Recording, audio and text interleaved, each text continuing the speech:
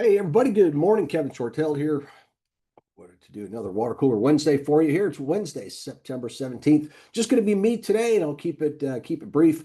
Dwayne's unable to make it to today, but I've got an interesting case study. I'm going to envelop it into some additional items. It's fairly simple, fairly straightforward, but there's always lessons involved, and that's what I always like to teach with these is showing you, the story behind the story, so to speak. So I'll start with just sharing my screen here. And this is what I've got today. This is a deal that I'm going to be buying this month. It's in a little area called Bunnell, Florida, and not that you have to know where that is, because we buy these notes wherever they are. We go to where the deals are. In this business, you got to start to think more like the bank than a real estate investor, where you're canvassing just a specific neighborhood, that sort of thing. So the assets that we look at can be vacant land, single-family homes, commercial property. So we're across all realms of real estate and all different locations. Now, having said that, there's a concentration of what we would call affordable housing, where it's more likely that seller financing has been done, and that's going to be a lot of our inventory is in the Southwest, the Midwest, and in the Southeast. But we can buy things pretty much anywhere, and that's a difference in mentality. And for some real estate investors, that takes a little bit of time to get over because they're so used to, and rightfully so, having specific target areas. When I was heavily involved in property rehabs, buying property, fix them up, and reselling them, we did about 150 properties over a 5 year span, probably all within, or at least 90 plus percent within a 3 mile by 9 mile rectangular area.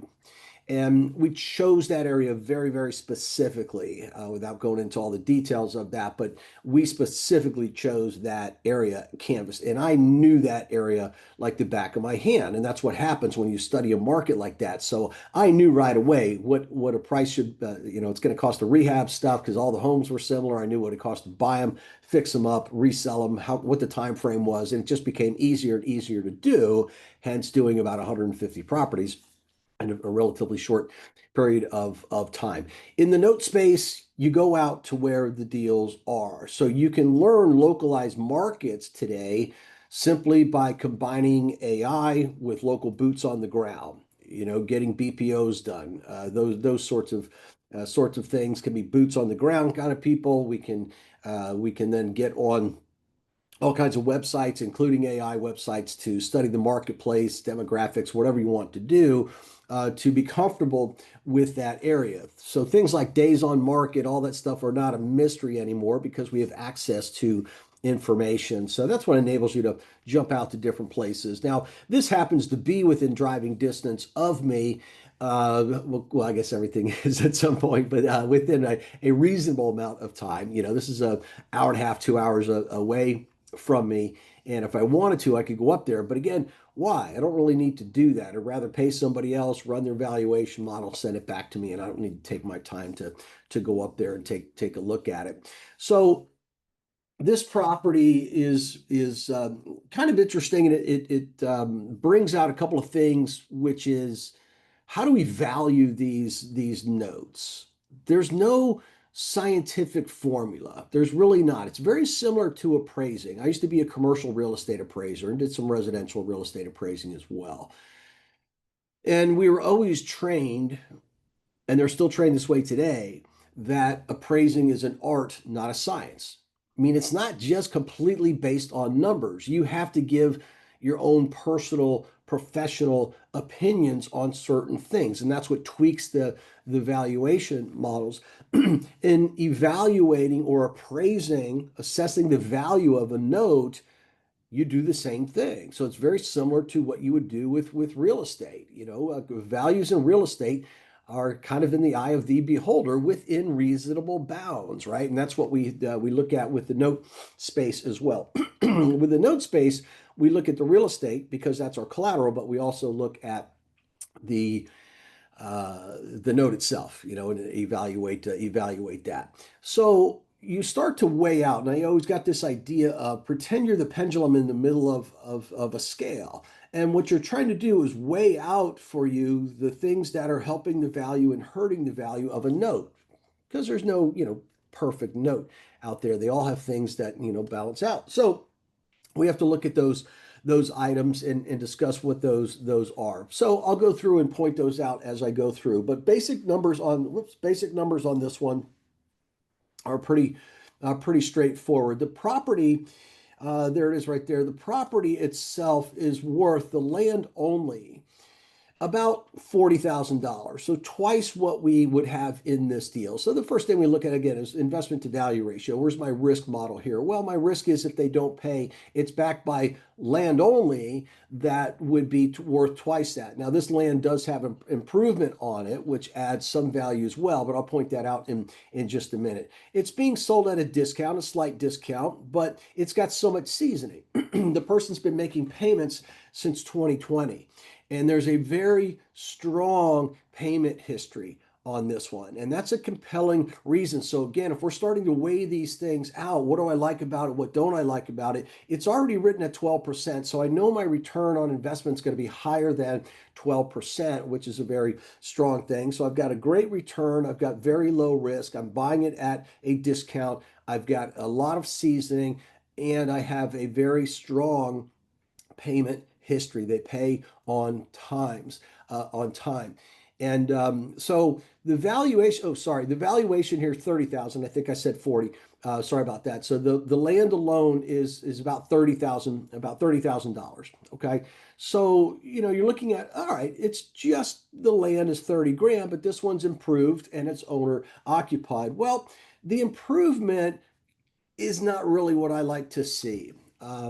Manufactured homes, I have no problem with at all. The quality of manufactured homes over the years have risen drastically, so they're in very good shape. But this is an older manufactured home, and it's not really bringing that much value to the land at all. Now, if I spun the camera around on Google Maps and I showed you the house across the street, much better, newer, there's a house over to the right. So this is an improving area. And, you know, that's what I had to look at and go, boy, I like a lot of this, but this manufactured home is, at the end of the day, is not bringing really any value to this land. So I have to almost backtrack and say this real estate, this real property here is really only worth about 30 grand because the manufactured home is just old enough where it's like it doesn't bring any value. So I had to look at it this way. And normally I'm not a big fan of that. You can look around and see the guy has a lot of vehicles and that sort of thing. And so he's kind of in the lifestyle. He has, the vehicles he can work on and do his thing out here.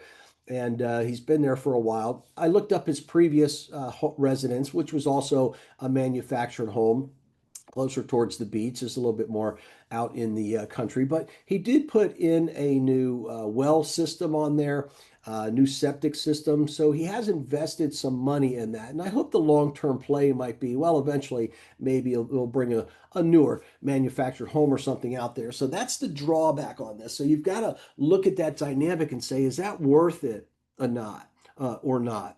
Well, with all the numbers in the payment history, I mean, you can look at the pay history variance. Okay. There were a couple months. I think the longest delay he had in a payment, he was 28 days late one time back in 2024. A couple 12 days, a couple 11 days late, that sort of thing. But in general, I mean, if we just start to look at 2025, he's never paid more than 7 days late. Okay, so he is making payments. He's been in there for quite some time, and that's pretty strong in my opinion. I like to see that. I like to see that they're making some improvements to the land. It might take them a while to do that, but you'll notice the payments are also very small. It's $250 a month. Well, where else could you live on some land, have your space, so to speak, and pay $250 per month, even though he's paying 12% interest? In situations like this, they don't care about the interest rate. They care that they own this property and it's $255 per month. They can afford the property. Great. And continue to make the property. Where else could you live for that and have, what he has out there, which is his freedom to work on his vehicles and be away from a lot of people and just kind of do his own thing, and that's fine. Papered up wise, no problem. Mortgage, security agreement, everything else. The yield on this 12.68%. So I'm making a very strong yield. He's happy. I'm happy. And my worst case scenario is they stop paying, and I've got this vacant land out in this area.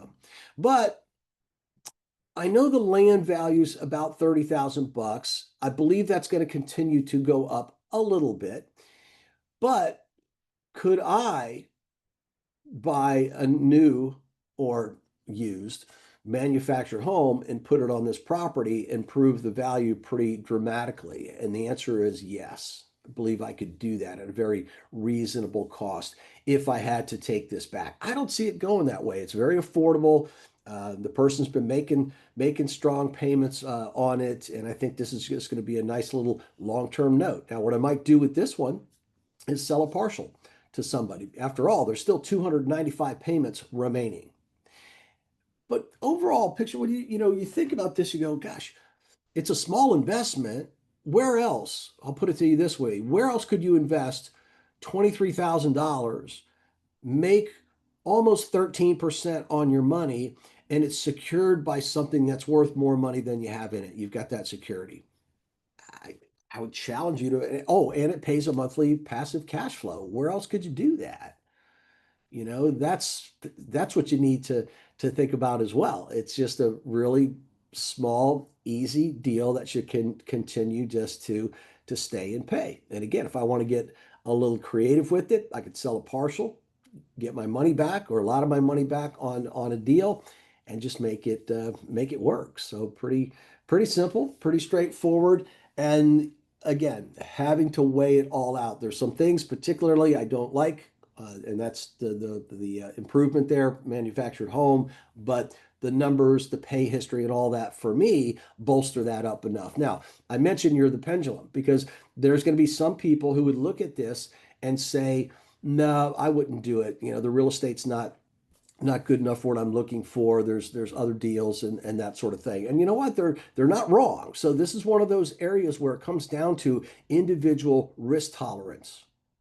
Okay, and what you're happy with. So you can work within parameters, but you have to have enough discipline to stay within your own risk tolerance. So somebody who's brand new to the business might shy away from something like this, just going, I don't know, Florida, and if I have to foreclose, it takes a while, and what would I do? And I got all these, trucks would have to be removed maybe, and I'm looking at it the other way. I could probably salvage this, I could salvage that, if I had to. So couple of different ways of looking at it, but just thinking in these notes in terms of that. You're in the middle. You should have identified what your risk tolerance is, what your reward factor is. Make sure it's realistic within the industry. I spend a lot of time with people doing that. And then you have to weigh out these deals and say, does this fit for me or not? Understanding that just because it may fit for you doesn't mean it's for somebody else or vice versa. So there is your Water Cooler Wednesday. As I mentioned, it's just going to be a short one today. And I've got some other podcasts and things to do today, but thought it was a pretty interesting case study, a way to look at these. If you want to learn more, again, just go to learn.kevinshortell.com. I still have those free videos up, by the way, also. So just go to learn.kevinshortell.com. Really good 4-part video series. The whole series is only about an hour, and it's absolutely free. And it's dissecting deals at a deeper level than I just did, hitting the surface level on this one. I go deeper, looking at documentation and things like that, and it'll give you a really, really strong taste of what this industry is all about. And I know for sure you'll decide if this industry is for you or not with that video. That 1-hour video probably has more real content than some people's half-a-day training. So check it out, learn.kevinshortell.com. And there's also information on there if you want to contact us and have a phone call about further mentorship or anything like that, info@kevinshortell.com. And we'll be glad to schedule a call and have a conversation. So there you go. Hope you enjoyed that Water Cooler Wednesday for September 17th.